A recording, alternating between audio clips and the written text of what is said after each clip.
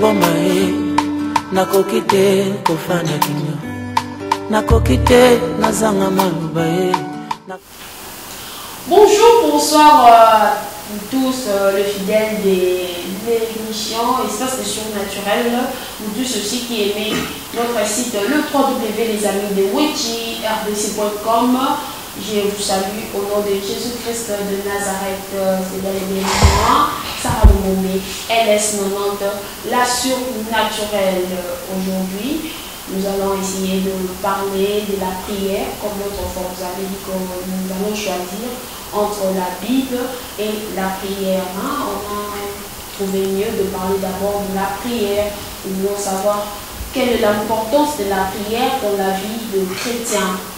Toujours comme d'habitude, comme la coutume, je ne suis pas seule dans mon émission, je suis avec mon invité de tout le temps, le prophète Stéphane Kalenda Wanyemwe, avec qui nous allons un peu essayer de parler de la prière et à qui je dis déjà bonjour.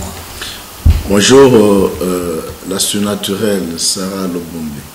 Comment vous allez, la famille? Bon, nous nous portons bien par la grâce de Dieu, ainsi que la famille. Dieu nous garde et il est au contrôle de toutes choses. Oui, l'autre fois, on avait promis à nos téléspectateurs qu'aujourd'hui, nous allons choisir entre la Bible et la prière. Et nous avons jugé bon de parler d'abord de la prière. Prophète, dites-nous, qu'est-ce que la prière? Donc la prière, c'est quoi? Merci encore une fois d'avoir renouvelé votre confiance en moi, à m'inviter trop souvent dans cet espace, dans cette émission d'Espace de Surnaturel où nous parlons de notre Seigneur Jésus-Christ et nous parlons de la part de Dieu. Et merci de la question sur la prière. Et premièrement, nous devons d'abord savoir qu'est-ce que c'est la prière. C'est notre question. La prière selon le dictionnaire, on peut commencer par là, avant que nous puissions entrer ou bien creuser. Il faut connaître d'abord qu'est-ce que le dictionnaire est en train de dire sur la prière. Texte rituel adressé à Dieu, à une divinité, un saint, ou pour exprimer sa foi ou pour demander une faveur. Ça, selon le dictionnaire, la prière. Il y a une deuxième définition de la prière qui dit demande faite instamment et à titre de faveur, soit une requête, soit une supplication. Donc, je peux venir vers toi, je dis, Sarah, tu peux m'aider avec l'argent. Sarah, j'ai tel besoin, si tu peux me le donner. Et c'est aussi une prière. Troisième définition, la prière veut dire aussi une cérémonie ou messe au cours de laquelle on récite donc la prière. Ça veut dire se rendre à la prière du soir. C'est une cérémonie qu'on peut organiser, les gens vont, ils restent ensemble. Alors, dans le contexte où nous voulons parler maintenant avec toi, nous voulons dire que la prière, c'est juste un dialogue ou soit une causerie entre l'homme et son créateur. Nous parlons ici de la prière adressée à Dieu et non pas à une certaine divinité, parce qu'il y en a beaucoup selon la définition qu'on nous donne par le dictionnaire. Mais ici, nous parlons de la prière comme étant un dialogue entre l'homme et son créateur. Donc entre le créateur et la créature. La créature qui va vers son créateur pour lui adresser certaines paroles. Voilà, il exprime ses désirs, ses besoins qu'il a auprès de l'être suprême, immatériel, auprès de Dieu. Voilà. Ok, merci pasteur. Nous passons à la deuxième question. Nous avons compris que la prière est un dialogue entre l'homme et son Dieu. Oui. Pasteur prophète, je suis habituée de vous appeler pasteur, excusez-moi. Oui, allez-y, comme vous le voulez. Ouais, Mais de ministère, je suis prophète. Oui, prophète Stéphane. Voilà. Dites-nous à quel moment on peut prier. La prière, c'est un événement de tous les jours. Parce que la Bible nous dit, priez sans cesse. Priez sans cesse.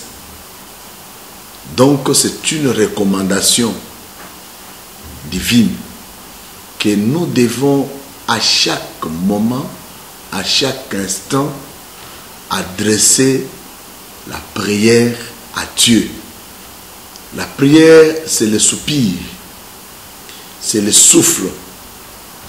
Et la prière, c'est une vie habituelle d'un homme avec son Créateur. Parce que chaque fois, nous avons besoin de rendre certaines prières à Dieu, soit lui remercier, que nous disons une prière d'action de grâce, soit l'adorer, c'est aussi une prière. Donc reconnaître le bienfait de Dieu dans notre vie, n'est-ce pas? Donc soit je suis dans le besoin, je demande l'assistance de Dieu. Donc parce que à tout moment il y a les besoins qui surgissent dans la vie de l'homme, et l'homme est appelé à prier Dieu sans se reposer. Il est appelé à prier Dieu sans relâche. Donc la prière, c'est à tout moment que l'homme peut faire la prière à Dieu. Si vous dites à tout moment l'homme peut prier, cela veut dire on ne peut pas travailler, rester là, c'est bon pour prier. On ne peut pas rien faire, il faut seulement prier. Il faut savoir maintenant de quelle façon qu'il faut prier. Un enfant de Dieu, un chrétien véritable, partout où il se retrouve, il doit prier Dieu. La prière, ce n'est pas seulement lorsque l'homme se tient debout, il commence à crier. Non. Ou quand vous voyez quelqu'un à genoux. Non, ce n'est pas ça la prière. Mais la prière, c'est juste quand l'esprit de l'homme pénètre dans l'esprit de Dieu pour faire créer une certaine relation avec Dieu. Vous savez, quand l'homme et la femme sont dans un couple, ils constituent un couple, il doit y avoir un dialogue. La femme exprime ses besoins auprès de l'homme, et l'homme exprime ses besoins auprès de la femme. Ils peuvent dialoguer à tout moment. Et c'est comme ça. Et ils ne peuvent, tant qu'ils sont ensemble, ils doivent que dialoguer. Alors c'est comme ça avec l'homme et Dieu. Donc l'Église et Dieu, ils doivent donc rester à tout moment, prier Dieu, rester dans la présence de Dieu, pour chercher la face de Dieu. C'est ça la prière. Cela veut dire que je peux être en cours de route, mais mon esprit parle avec Dieu. Je peux être au bureau en train de travailler, mon esprit est en train de parler avec Dieu. Je suis en entretien permanent avec le Seigneur. Je parle avec Dieu. Et c'est comme ça que les choses doivent se passer. Ce n'est pas pour autant dire que quand la Bible dit que prier sans cesse, qu'on ne peut pas travailler. Non. Même dans la foule, vous pouvez prier. Même dans la foule, je peux prier. Même dans la douche. Vous ne serez pas distrait. Même dans la douche, je peux prier. Le problème, c'est être en relation avec Dieu. Je parle avec Dieu. Je cause avec toi, Sarah, mais au même moment, je parle avec Dieu. Parce que c'est l'esprit. C'est l'esprit qui exprime. On ne suit pas des chemins à la fois, pasteur. Non, écoute, je peux être là, écoute, moi, je peux être là, c'est ce que vous voyez les autres, écoute, ce que vous voyez les autres qui sont dans, et qui prient, qui font, que j'appelle moi souvent l'idolâtrie, et quelqu'un qui prie avec un chapelet, mais il est en train de compter le chapelet. Il compte le chapelet, mais il est en train de causer avec toi. Il compte le chapelet, il est en train de marcher. Il compte le chapelet, en train de faire autre chose. Alors, mais c'est ce que ça peut se faire comme ça au niveau interne. Mon âme parle avec Dieu. Quand on compte le chapelet, on sait que non, si je veux passer, c'est quoi les trucs là Oui, je connais pas grand chose en cette matière-là, parce que, permettez-moi de te dire que Dieu n'a jamais permis à ce que je sois catholique toute ma vie. Alors je connais pas, je connais pas là, du tout facile, quelque chose là-dedans. Mais seulement, je vois les gens avec les chapelets, et ils se promènent avec les chapelets, ils disent que j'ai compté autant, mais je ne condamne pas. Mais je dis ceci, le problème c'est l'esprit. C'est l'esprit qui est en relation avec l'esprit de Dieu pour communiquer. Et il y a un problème de la communication. Ok, là vous avez déjà donné la troisième question qui aurait les lieux donc, où on peut prier. Donc vous avez déjà répondu à la question. Mais dites-moi, prophète, pourquoi il faut prier? Donc on prie pourquoi? Mais quand on parle d'abord, je vais revenir à la question. Quand on parle des lieux, les lieux de la prière, c'est partout. On peut se retrouver. On peut prier Dieu lorsque c'est nécessaire. Lorsque je trouve que c'est important que je prie. Alors, si vous rentrez dans la Bible, en Matthieu chapitre 6, l'évangile selon Matthieu chapitre 6, on va vous dire que quand vous voulez prier, ne le faites pas comme les hypocrites. Tu vois? Je voulais revenir là-dessus. Ne le faites pas comme les hypocrites. Parce qu'il y a les hypocrites qui se lèvent, qui vont ils commencent à crier à court de route, dans des coins de rue, en train de crier. Lisez Évangile selon Matthieu chapitre 6, versets 5 à 7. Donc il y a des gens qui sont habitués à ça. Il est en cours de route en train de dire rabababa, chokoro, bobo, tout ça. Donc c'est une façon de. C'est l'esprit qui descend. C'est une façon. Écoute, il y a aussi l'esprit qui écoute, l'esprit de Dieu, c'est un esprit de l'ordre et non pas un esprit de désordre. C'est un esprit qui ne doit pas troubler l'ordre public. N'est-ce pas? Qui ne doit pas troubler l'ordre public. Alors, c'est pour cela que la Bible les appelle ici les hypocrites. Et ils font semblant de prier, ils multiplient des vaines paroles. Vous voyez? Mais la prière, on peut le faire partout. Parce que la Bible dit, l'heure est venue, et elle est déjà venue, où les vrais adorateurs adorent le Père en esprit et en vérité. Ce n'est ni à la montagne, ni à Jérusalem, où quelqu'un va me dire, pour adorer aujourd'hui Dieu, pour le louer, pour prier, il faut rentrer à Jérusalem. Ou soit il faut aller à la montagne. Oui, la montagne, ce n'est pas mauvais. Ce n'est pas mauvais. Moi-même, je vais à la montagne, je prie à la montagne. Mais ce n'est pas une condition. Le problème de la prière, c'est l'esprit de l'homme avec Dieu. Tu communiques avec Dieu. Tu parles avec Dieu. Tu peux parler soit à voix basse, soit tu peux crier. Je ne condamne pas les gens qui prient en criant. Même Christ lui-même, il a crié. Mais quand vous êtes en train de crier là, vous distrayez aussi les autres. Non, écoute, quand on prie, quand on crie, on ne doit pas, écoute, dans l'ordre... Quelque part, on dit aussi la prière, c'est un secret entre toi et le Seigneur. Pourquoi crier? Non, c'est un secret, mais Jésus-Christ a crié. Plusieurs fois, lisez bien la Bible. Quand Christ allait à la montagne, la Bible dit, il criait. Il était avec qui? Il priait. Il était avec qui à la montagne? Mais à la montagne, il allait avec les apôtres. Il allait avec les apôtres. Il allait avec les 12. À À un certain moment, il s'est retrouvé avec 3, donc à la montagne. Et il fait la prière, il le prie, et pendant que Christ priait, il criait. Alors, il dit en Matthieu que lorsque vous voulez prier, entrez dans votre maison. Ça, c'est autre chose. Entrez dans votre maison. Renfermez-vous. Ça, il s'agit de quelle prière ici? Il s'agit de prières qui est accompagnée de jeûne. Vous entrez, vous vous renfermez et vous adressez votre prière à Dieu.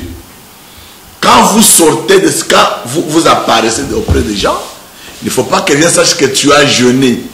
C'est pourquoi la Bible dit, vous pouvez prendre même l'huile, mettre sur les lèvres pour que les gens sachent que tu as mangé.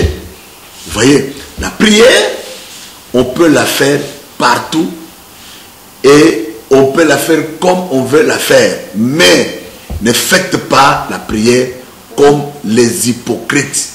Parce qu'il y a ceux-là qui prient pour seulement impressionner les gens. C'est ça. Ils prient.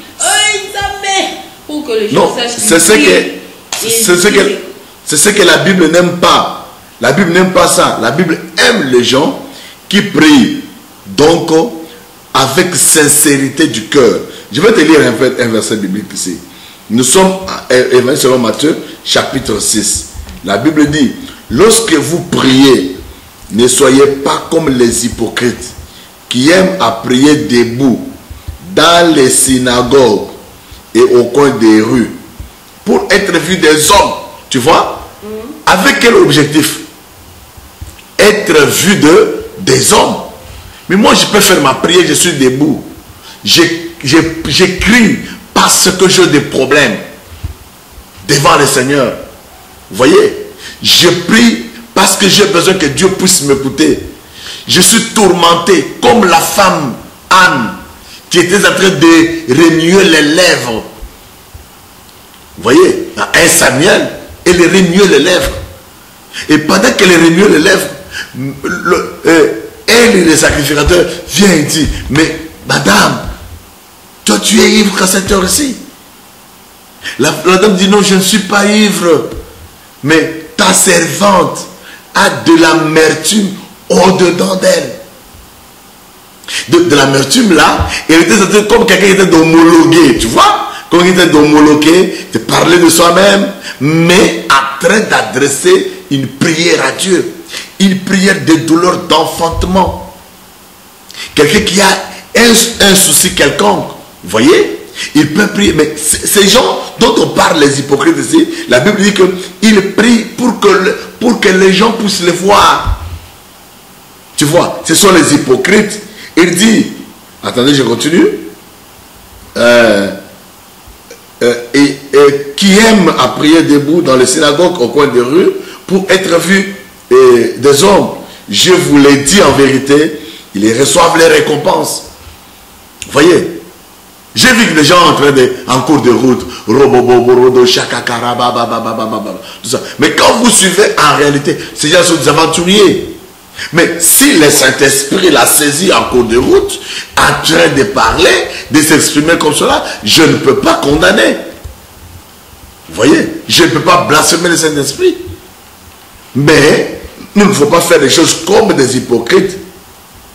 Écoute, verset se dit, mais quand tu pries, entre dans ta chambre, ferme ta porte et prie ton Père qui est là dans le lieu secret.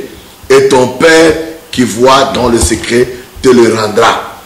Écoute, la Bible n'a pas dit, quand tu pries, entre dans ta chambre, ferme ta porte et prie ton Père qui est dans le lieu secret. Il n'a pas dit que prier à haute voix. Il n'a pas dit, la Bible n'a pas dit que prier à basse voix. La Bible n'a pas dit donc rester calme en train de parler. Non, mais ici il a dit que entre dans votre chambre, dans le lieu, et donc cache-toi, renferme-toi et parle à ton Créateur qui est dans le lieu secret. C'est quoi la raison? Je vais d'abord mettre une certaine différence entre être chrétien et prier. Parce que les gens disent, oh, moi j'ai prié beaucoup. Moi, non. Être chrétien, c'est autre chose. Et la prière, c'est autre chose. La prière, c'est un élément inclus dans un ensemble. L'ensemble qui est la chrétienté. Pour devenir chrétien, il y a certaines conditions.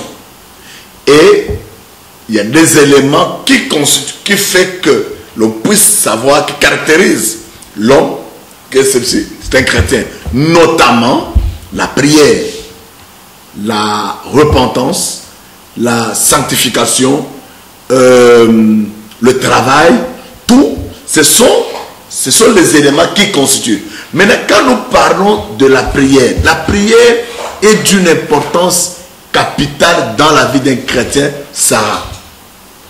Tu comprends?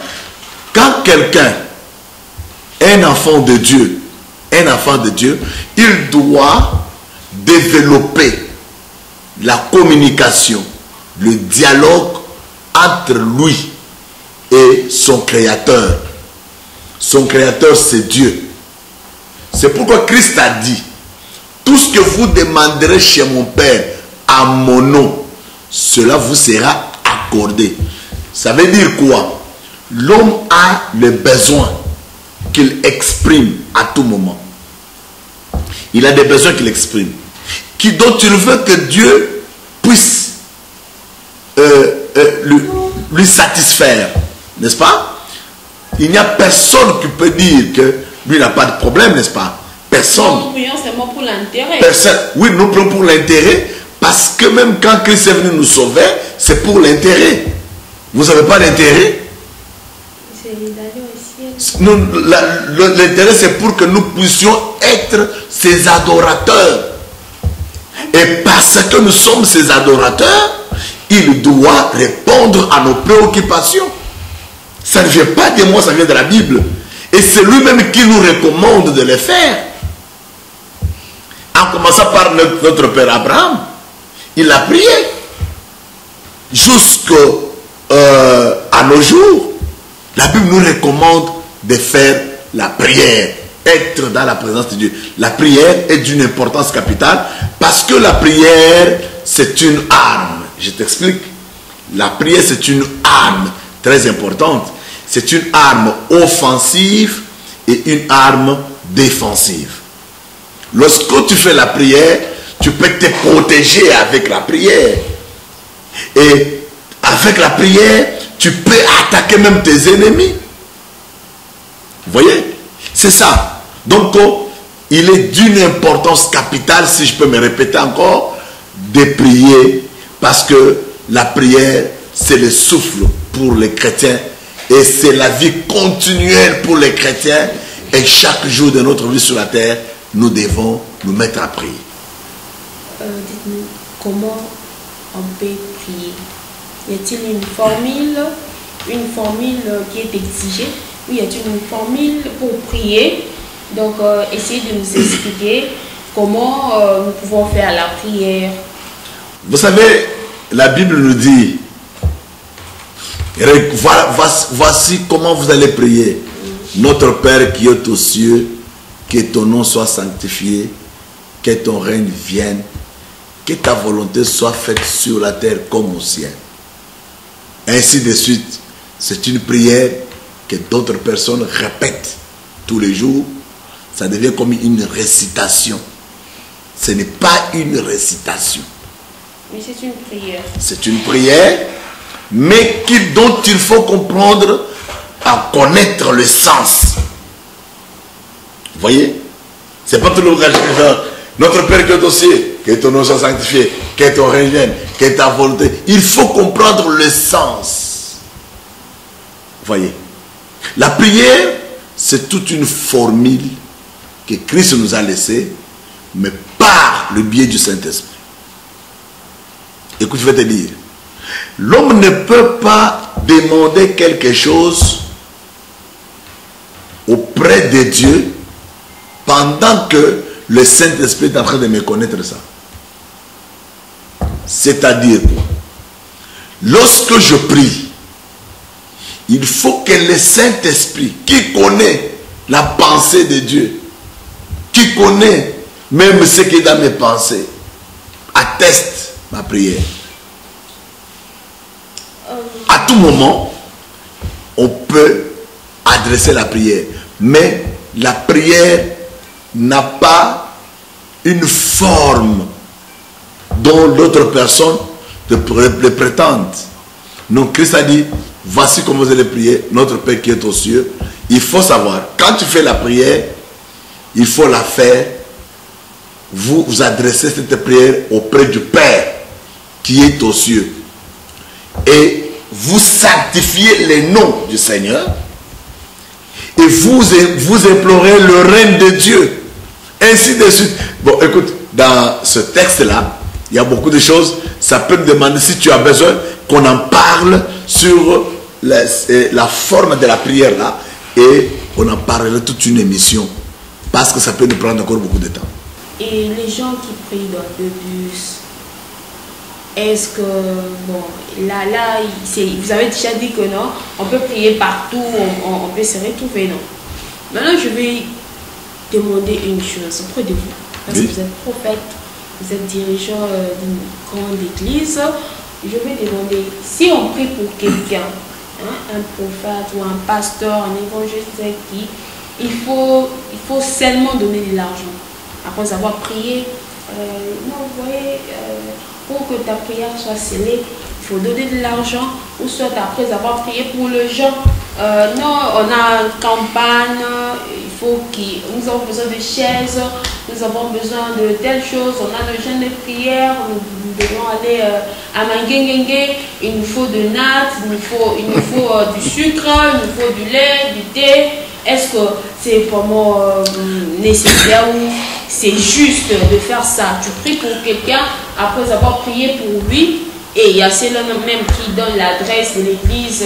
Beaucoup plus ce sont des pasteurs qui prêchent dans des bus, dans des taxis, en route. Donc, et après ils avoir prié, ma soeur, ils prophétisent et puis je te donne mon adresse. Le jour où Dieu te bénira, ou ce que j'ai dit s'accomplisse dans votre vie, n'oubliez pas le 1/10 du pasteur. Et c'est vraiment nécessaire, comme je dis, juste que ça soit ici. Merci pour la question. Merci de ta question. Elle est vraiment une question d'actualité, une question purement pratique des choses que nous sommes en train de vivre aujourd'hui. Je sais que il n'est pas mauvais que l'on puisse prêcher dans le bus. Vous voyez? Oui. La Bible dit, allez partout, annoncer la bonne nouvelle, et gagner les âmes, former-les, et puis les envoyer. Vous voyez? Nous sommes en Matthieu chapitre, je crois, 28.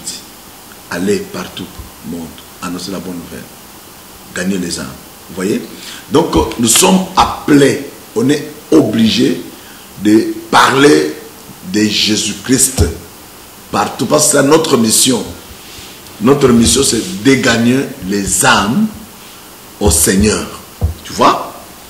Nous n'avons pas la mission d'aller organiser des prières dans des bus. Nous n'avons pas besoin d'aller organiser des séminaires dans des bus. Mais c'est juste aller donner une information aux hommes, aux humains, qu'il y a un qui est mort pour vous à la croix de Golgotha. Et quand nous sommes dans un bus, nous sommes là pour annoncer la parole de Dieu. Il m'arrive des fois que moi je puisse être dans le bus et annoncer la parole de Dieu. Je n'ai jamais demandé l'argent.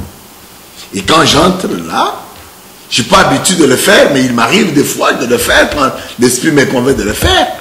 Je peux être même dans un marché, j'arrive, l'Esprit me dit, il faut prêcher ici. Je prêche la parole de Dieu et j'annonce Christ, après je pars.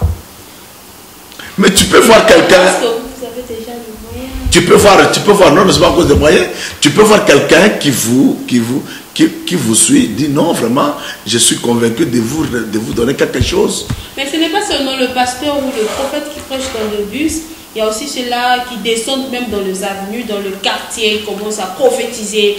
C'est ce que je dis. Ils ont déjà vécu. Il y a un papa qui est venu dans notre avenue, il commence à dire ouais, d'abord cet arbre-là, c'est l'aéroport des sorciers, c'est tous les sorciers de l'avenue, du quartier qui descendent là. Apparemment, tu es victime alors, Sarah, la surnaturelle. Apparemment, tu es victime parce que j'entends la façon que tu parles que il y a. Écoute, quelqu'un prêcher la parole de Dieu, ce n'est pas mauvais. Oui, ce n'est pas mauvais ce que je dis.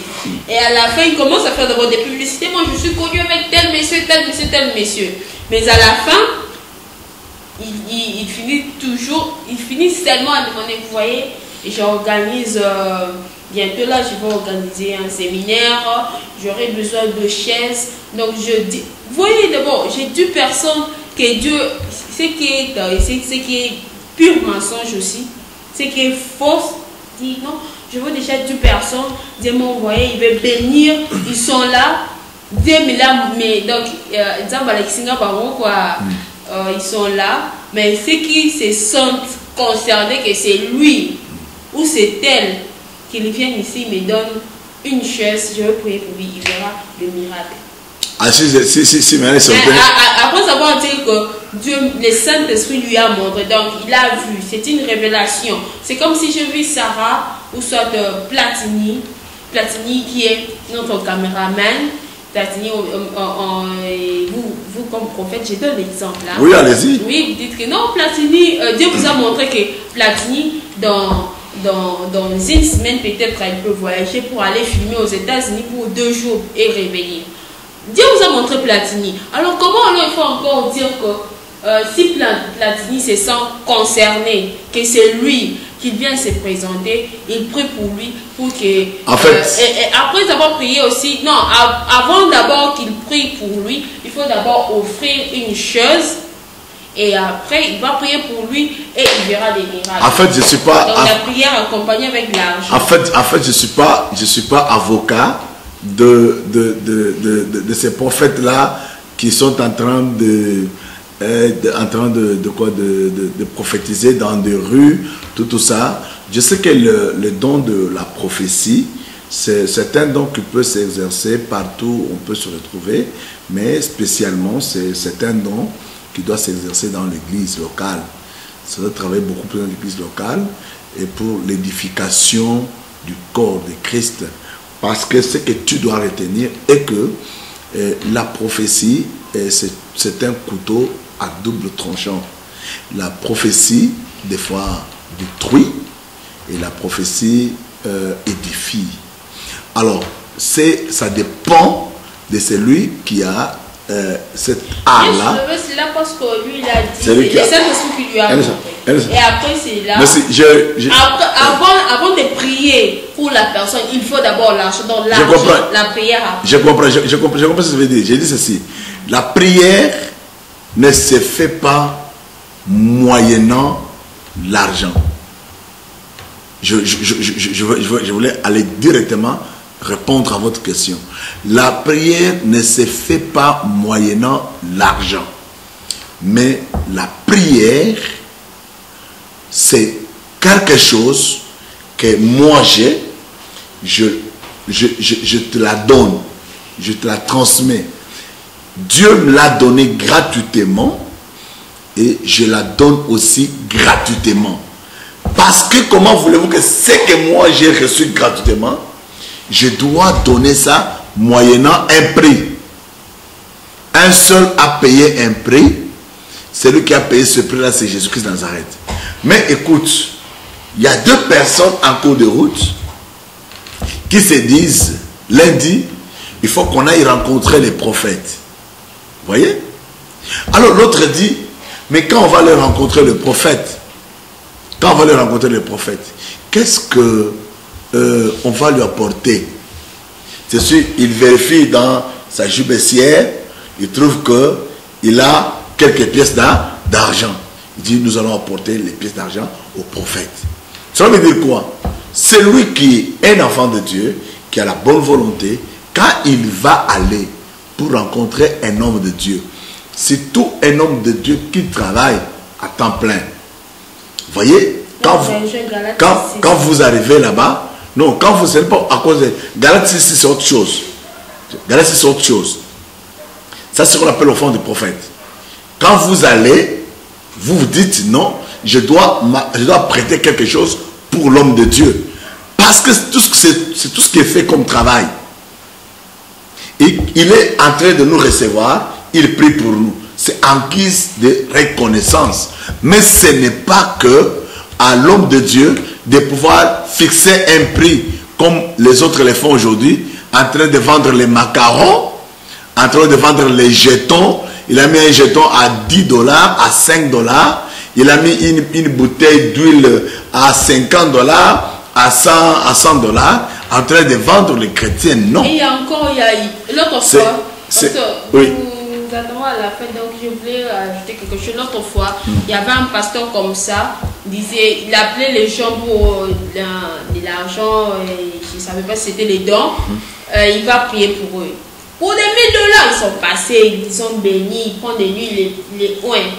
Maintenant, autour de cela, il dit, bon, comme ceux qui ont les 5 $, 1000 francs, 500 francs passés, et Dieu aussi va vous bénir, il y a aussi une bénédiction pour vous. Je vais prier seulement, je vais dire seulement Dieu vous bénit. Il est assis là, il dit, touchez seulement l'huile, parce qu'il y avait de l'huile là, pour à quoi il aimerait les gens.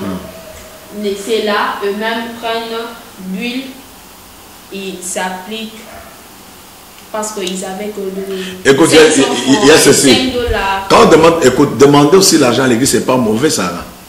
Demander l'argent à l'église, c'est pas mauvais. Par rapport à la prière. Écoute, non, j'ai dit ceci. Moi, parce qu'on doit rester dans les contextes de la prière. J'ai dit, pour la prière ne doit pas être conditionnée. Vous voyez, la prière ne doit pas être conditionnée et on doit prier pour un pasteur, un homme de Dieu. Quand il prie, il ne doit pas demander seulement.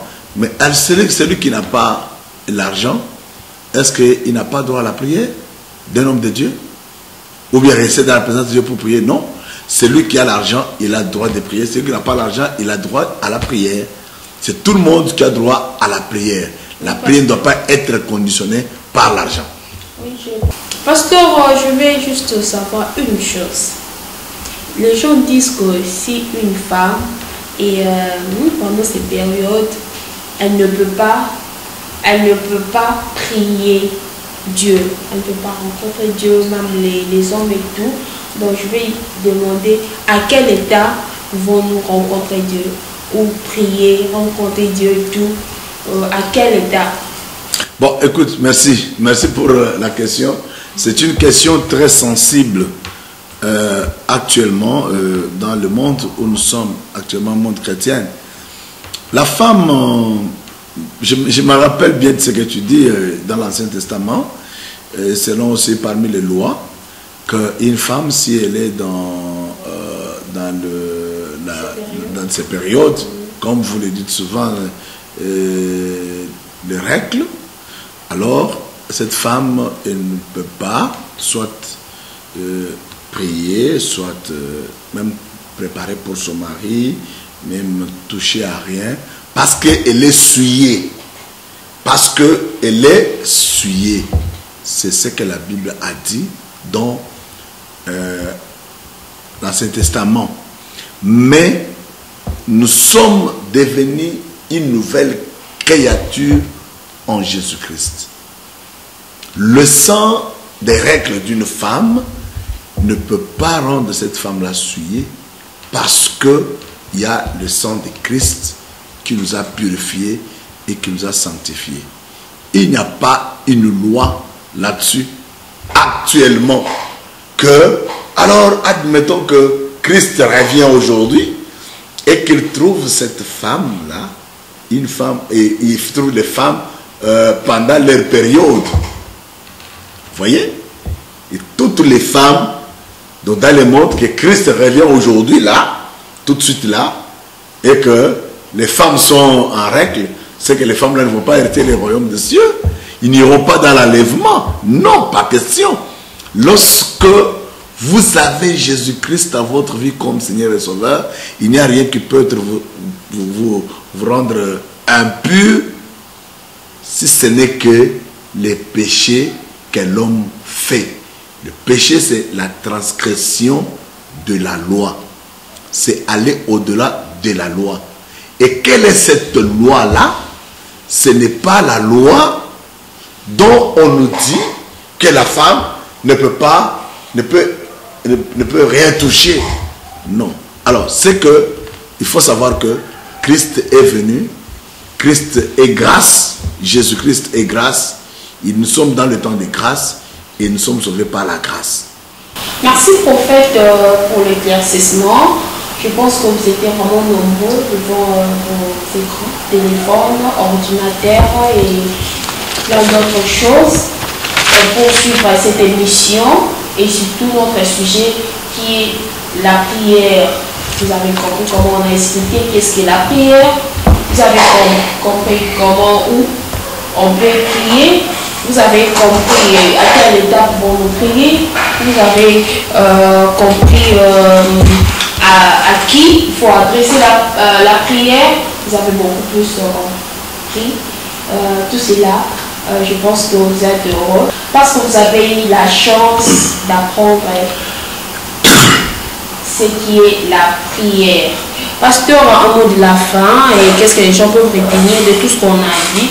En cours, derrière le temps, il y a des questions, mais tellement la télé, c'est l'heure. Donc, merci. Nous demandons de dire juste un mot, soyez bref. Merci beaucoup, Sarah, parce que c'est un sujet très vaste qu'on ne peut pas terminer en un seul jour. Par rapport au temps imparti à la télévision, mais je voulais juste dire que parce que notre émission c'est l'espace du surnaturel, et pour vivre les surnaturels il faut être un homme et une femme de prière, un homme et une femme de prière qui doit prier à tout moment. Et quand on prie, j'insiste beaucoup, on doit prier au nom de Jésus-Christ. Ce n'est pas quand quelqu'un fait la prière, dit au nom du Père, du Fils et du Saint-Esprit. C'est aussi un grand sujet parce que autrefois nous avons parlé de la divinité ou de la nature de Jésus-Christ. Donc la prière doit être adressée à Dieu, mais au nom du Seigneur Jésus-Christ, par celui qui est le seul pont. Il n'y a pas un homme ou un prophète ou une dame, une sainte dame qui avait fait une prière à qui on peut adresser la prière, à qui lui a adressé à son fils et tout ça. Non, ça c'est une aberration. Mais nous devons faire la prière au nom de Jésus-Christ et notre vie, c'est la vie de prière. La prière doit être une vie pour tout chrétien. Et nous devons aimer la prière. Chaque jour, vous vous réveillez le matin, prie. À midi, prie. Le soir, prie. À tout moment, prie. Quand tu sens que c'est important, prie. Parce que Dieu est notre secours pendant notre temps de prière. Merci à vous tous qui nous avez suivis. Vraiment, je vous remercie. Je pense que ces sujets, nous allons les continuer la fois prochaine. Restez toujours branchés à votre site de www.lesamidewitchinternational.com pour suivre votre émission Espace de surnaturel. Je profite pour saluer toute la famille du Jésus-Christ qui nous suit maintenant. Toi qui es chrétien, je te salue. Et ainsi que toute ma famille, la famille de Bombay, la famille Moyengo, ma maman, maman Virginie Moyengo, Doudou. Et aussi à Madame Georgette Ngoya, l'épouse chère du prophète Stéphane du Surnaturel, à ma grande soeur Sandra Lumumbe Ariane et à ma maman chérie Maman Lola Leonardo. Et vous tous qui nous appelez, vous tous qui nous écrivez, continuez toujours, ça nous fait du bien. Quand vous faites vos remarques, quand vous nous encouragez aussi, ça nous fait vraiment d'énormes plaisirs. Restez avec Christ. On se revoit le numéro prochain. Je vous salue. Bye.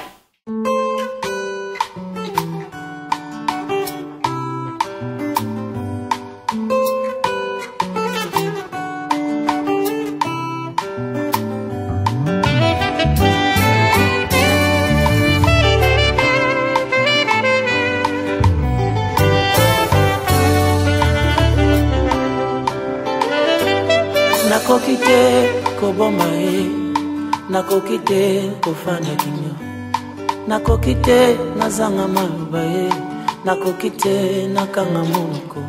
Mbola mwa Nzambe eleki bomoninga, nakoki te koboma ye. Awe mpona bolamu oyo osali ye, mpona bolamu oyo osali ye.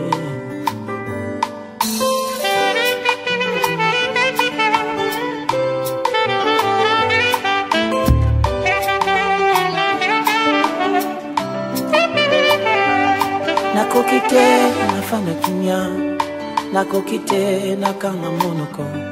Mbola mwa Nzambe elekelinga mosantu, nakoki te nazanga maloba.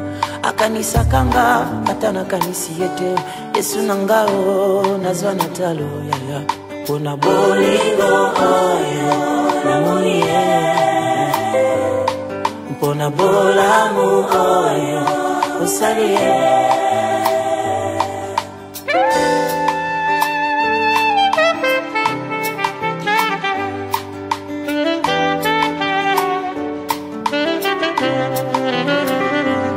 Basuje nyonso eza nango valable, soko lingi basanjola Nzambe. Basusu basanjola ye mpona lipa, basusu banetola ye mpona mbongo. Suje nyonso eza nango na tina, a condition que ozala mosantu yaya. Mpona bolamu oyo osali ye, mpona bolamu oyo osali ye.